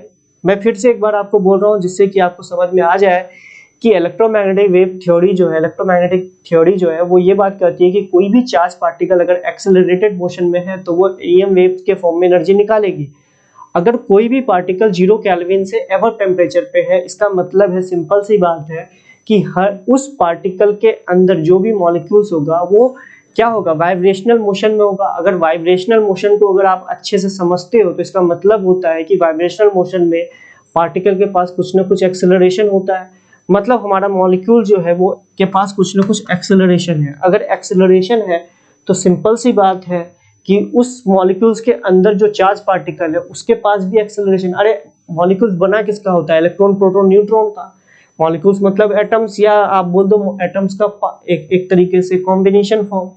तो इसका मतलब है कि हमारा जो चार्ज पार्टिकल है वो भी एक्सेलरेटेड मोशन में हो गया। अगर एक्सेलरेटेड मोशन में हो गया तो सिंपल सी बात है कि वो भी इलेक्ट्रोमैग्नेटिक वेव के फॉर्म में एनर्जी निकालेगा। 0 केल्विन पे माना गया है कि सभी मॉलिक्यूल जो है वो रेस्ट पे रहेंगे, एब्सोल्यूट रेस्ट पे रहेंगे।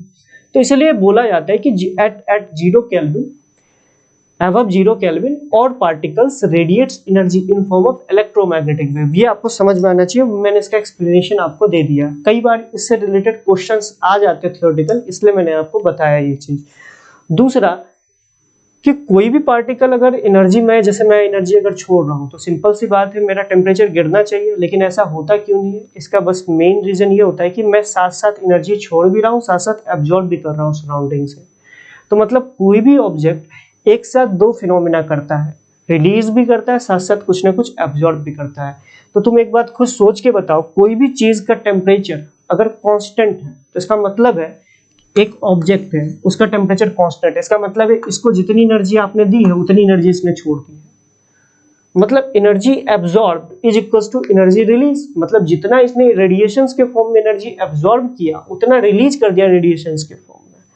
तो यही रीजन होता है। अब इस तरीके से आप टेम्परेचर के बीच में रिलेशन भी निकाल सकते हो। कैसे रिलेशन निकाल सकते हो कि मान लो कि किसी एक गर्म चाय को आप अगर सराउंडिंग पे रखते हो तो इसका सिंपल सा क्या मतलब है, वो जो रेडिएशंस की फॉर्म में एनर्जी निकाल रहा है वो ज्यादा है किससे, एब्जॉर्ब एनर्जी से। या आप इसको उल्टा भी बोल सकते हो कि अगर कोई ऑब्जेक्ट ज्यादा एनर्जी निकाले रेडिएशंस के फॉर्म में और एब्जॉर्ब कम करे तो उसका टेम्परेचर गिरेगा। ठीक है, तो इसी तरीके से तीन टर्म्स निकाले जाते हैं, तीन चीजें बोली जाती है कि अगर किसी बॉडी का टेम्परेचर सराउंडिंग के टेम्परेचर के बराबर है तो इसका क्या मतलब होगा कि जितना वो एब्जॉर्ब कर रहा होगा उतना वो रिलीज कर रहा होगा। अगर बॉडी का टेम्परेचर सराउंडिंग के टेम्परेचर से बड़ा है तो यहाँ से क्या कंक्लूजन निकाल सकते हो कि मतलब कि energy radiated by the body is greater than the energy absorb by the body. अच्छा, अगर इसी तरीके से उल्टा लिखा रहे तो इससे आप क्या कंक्लूजन निकाल सकते हो, इससे आप यही तो कंक्लूजन निकाल सकते हो कि energy absorb by the body is greater than the energy released by the body. तभी तो, अरे तुम खुद सोचो ना, एक ऑब्जेक्ट है, इसको आपने 10 जूल एनर्जी दी, 10 जूल एनर्जी दी, ये 5 जूल एनर्जी ही निकाला अपने अंदर से, तो बाकी का जो 5 जूल एनर्जी होगा वो क्या करेगा, इसको गर्म करता चल जाएगा ना। तो वही चीज भी ये बात है, जब कोई ठंडी चीज को आप सराउंडिंग पे रखते हो, जब आप ठंडी चीज को सराउंडिंग पे रखते हो तो वो गर्म क्यों होने लगता है, क्योंकि वो ज्यादा एब्जॉर्ब करता है, रिलीज कम करता है। तो वो ये वाला केस है। तो ये 3 केस यहाँ पे बनते हैं। उसके बाद 3 टर्म्स डिफाइन किया जाता है। अब जैसे मान लो कि, अब समझना, किसी भी एक सरफेस पे, कोई भी एक सरफेस है, रफ सरफेस, कोई भी सरफेस मान लो, उसमें अगर रेडिएशन गिर रहा है, कोई भी रेडिएशन है, इलेक्ट्रोमैग्नेटिक वेव का कोई भी रेडिएशन है, तो उसका 3 फिनोमिना हो सकता है। या तो वो रेडिएशन, ये आप ऑप्टिक्स में भी पढ़ते हो, या तो हो सकता है कि मैं वो जो सरफेस है उस रेडिएशन को एब्जॉर्ब कर दे, या रिफ्लेक्ट कर दे, या ट्रांसमिट कर दे। कई लोगों को ट्रांसमिशन समझ में नहीं आता है, तो उसका सबसे अच्छा एग्जांपल है जो ट्रांसपेरेंट कांच जो होता है, जो उसमें क्या होता है कि उसके आर पार एनर्जी, आर पार तुम्हारा जो लाइट है वो चली जाती है, तो उसी को ट्रांसमिट कहना कहते हैं। समझ रहे मेरी बात को? तो 3 फिनोमिना होती है, या तो एब्जॉर्ब कर ले, मतलब कि मान लो कि इससे QI एनर्जी आई, ठीक है, QI इंसिडेंट एनर्जी आई रेडिएशंस के थ्रू, तो उसका हो सकता है कि कुछ फ्रैक्शन रिफ्लेक्ट हो जाए जिसको QR बोल रहे हैं, कुछ फ्रैक्शन एब्जॉर्ब हो जाए जिसको QA बोल रहे हैं, कुछ फ्रैक्शन ट्रांसमिट हो जाए जिसको QT बोल रहे हैं। लेकिन इतना तो साफ साफ है कि जितनी एनर्जी आई उसके 3 टुकड़े हुए, तो इसका मतलब है कि QI is equals to QA plus QR plus of Q transmitted. ये तो होगा ही होगा, हमेशा वैलिड होगा। अरे भाई ऐसा थोड़ा होगा तुमने जितनी एनर्जी दी उससे ज्यादा ये तीनों चीजें मिला के हो जाए, ऐसा तो हो नहीं सकता। तो सिंपल सी बात है, इन तीनों चीजों से मिलके ही ये चीज, अगर इसी से ये तीन चीज हो रहा है तो सिंपल सी बात है इन तीनों को मिलाने पर ये चीज आनी चाहिए। अब इससे तीन टर्म्स डिफाइन किए गए हैं, absorptive power, reflective power, transmittive power. Power से कंफ्यूज मत होइएगा, पावर बस शुरुआत में मैं आपको आज इसलिए थोड़ा बहुत टर्म्स बता रहा हूं ताकि कल मैं जब ये चीजें दोबारा से एक बार बताऊं, मतलब कल तो क्वेश्चंस करेंगे, नेक्स्ट लेक्चर में सोमवार को जब मतलब मंडे को जब मैं कराऊंगा तो आपको कंफ्यूजन नहीं होना चाहिए, ताकि आप थोड़ा बहुत आज आपको आइडिया लग जाए। तो यहाँ से तीन टर्म्स डिफाइन करेंगे। एब्जॉर्प्टिव पावर, एब्जॉर्प्टिव पावर क्या होता है? अब देखो एब्जॉर्प्टिव पावर को मैं एपी से दिखा रहा हूँ। एब्जॉर्प्टिव पावर होता है मतलब इस तरीके से, कितना फ्रैक्शन उस सरफेस ने एब्जॉर्ब कर लिया, इंसिडेंट पावर का या इंसिडेंट रेडिएशंस का कितना फ्रैक्शन वो एब्जॉर्ब कर लिया, उसी को बोलते हैं एब्जॉर्प्टिव पावर। मतलब तुम ऐसे करके बोल सकते हो QA अपॉन QI, कितना फ्रैक्शन उस इंसिडेंट रेडिएशन का उसने रिफ्लेक्ट कर दिया, that is reflective power. Absorptive power कितना फ्रैक्शन, मतलब आया 100 जूल, उसका कितना फ्रैक्शन या कितना परसेंटेज वो एब्जॉर्ब कर लिया, that is absorptive power. Reflective power को क्या बोल सकते हो? वो हो जाएगा QR अपॉन QI। इसी तरीके से ट्रांसमिटिव पावर आपका हो जाएगा QT अपॉन QI। समझ रहे मेरी बात को? QT upon QI। तो ये तीनों पावर है लेकिन डायमेंशन लेस क्वांटिटी, ठीक है? तो ये तीनों पावर है लेकिन एक्चुअली में these alls are dimensionless quantity। तो ये बात याद रखिएगा। तो ये तीनों चीजें आपको पता होनी चाहिए। आज मैं आपको बस थोड़ा सा बेसिक्स आपको बताया हूँ रेडिएशंस के बारे में, इससे ज्यादा मैं आज आपको नहीं बता रहा हूँ। हाँ ठीक है, नेक्स्ट लेक्चर में हम लोग कल का जो सेशन होगा उसमें मैं क्वेश्चंस की सीरीज लूंगा आपके लिए। देखता हूँ कंडक्शन प्लस कैलोरीमेट्री से रिलेटेड कुछ अच्छे अच्छे कॉन्सेप्ट के क्वेश्चंस हम उठाएंगे और देखते हैं आप लोगों से कितने क्वेश्चंस बनते हैं। तो कल जो हमारा सेशन होगा उसमें मैं आपको बेसिकली क्वेश्चंस कल करवाऊंगा, ठीक है? और कल का जो सेशन होगा वो आपके मतलब क्या बोलते हो, जो आप जितने भी लोग जुड़े हुए हैं वो हमारे व्हाट्सएप ग्रुप में ऐड होंगे। जो लोग ज्वाइन कर चुके हैं क्रैश कोर्स वो हमारे व्हाट्सएप ग्रुप में ऐड होंगे। तो क्लास होने से पहले मैं आपको लिंक शेयर करूँ। हाँ 5-10 मिनट 15-20 मिनट लेट हो सकता है, इसके लिए उसके लिए ज़्यादा ये मत कीजिएगा, क्योंकि मेरी भी तबीयत समझ रहे हो ना उतनी ज़्यादा अच्छी नहीं है, दवाई खा खा के तुम्हें पढ़ा रहा हूँ और उतनी मेरे को अभी मैं बोल रहा हूँ बार बार मेरा मुंह गला सूख जा रहा है बार बार, समझ रहे हो ना? चलिए थैंक यू। कल हम लोग मिलते हैं इसी टाइम पे। मतलब मेनली मैं कोशिश करूंगा 8 बजे से ही मैं पहला सेशन अपना ले लूं ताकि आपको क्वेश्चंस अच्छे अच्छे करवा दूं। उसके बाद फिर हम लोग मंडे से फिर हम लोग रेडिएशन कंप्लीट कर लेंगे। उसके बाद फिर उसके बाद जो नेक्स्ट सेशन होगा मतलब कि मंडे, फिर ट्यूसडे को पूरा का पूरा फिर क्वेश्चंस का सेशन रहेगा। उसके बाद केटीजी थर्मोडायनेमिक्स फिर उसको आराम से करेंगे, क्योंकि वो उन दोनों चैप्टर से क्वेश्चंस भी अच्छे खासे आते हैं और उसके क्वेश्चंस भी मैं ज्यादा करवाऊंगा, ठीक है? चलिए thank you all of you, bye bye, take care, have a nice day. और जो भी आप लोगों को लगे सजेशन तो वो सजेशन जरूर दीजिएगा कि सर ये चीजें, और जैसे कि मैं आप लोगों से ये बोलूंगा कि पर्सनली अगर जो भी हमारे व्हाट्सएप में ग्रुप में बच्चे जुड़ चुके हैं मैं उनको बोलूंगा कि अगर आपको उस चैप्टर्स में किसी पर्टिकुलर सेक्शन में बहुत ज्यादा प्रॉब्लम आता है तो आप उस चीजों को मुझे पर्सनली मैसेज कर दिया करो कि सर इस पोर्शन को मुझे थोड़ा एम्फेसाइज करके थोड़ा सा क्लास में बता दीजिएगा, क्योंकि तुम भी जानते हो कि 1 घंटे या 1.5 घंटे में पूरा का पूरा चैप्टर पढ़ाना इज नॉट पॉसिबल। तो मैं इंपॉर्टेंट पोर्शंस पे ज्यादा दिमाग लगाऊंगा। तो अगर आप मुझे ये बता कर रखोगे सर इस पार्ट को भी थोड़ा ज्यादा एम्फेसाइज कर दीजिएगा, ये छोटी सी चीज है जिसको आप स्किप कर रहे थे लेकिन वो मुझे नहीं आता था, तो अगर मैं बोल दूंगा तो सर उस चीज का भी ध्यान रखेंगे। तो प्लीज आप लोग जो भी क्रैश कोर्स में जुड़े हुए हैं ग्रुप में, उसमें एडमिन में मेरा नंबर नाम तो लिखा हुआ ही होगा, मतलब एडमिन में ग्रुप एडमिन में मेरा तो नंबर होगा, उसमें आप मुझे पर्सनली मैसेज करके जो भी आने वाले टॉपिक्स में उसमें उस पर्टिकुलर सेक्शन को जरूर मेंशन कर दीजिएगा कि जिससे कि मैं वो पोर्शन को आपको अच्छे से बता सकूं, ठीक है? Thank you all of you, bye bye, take care, have a nice day, God bless you.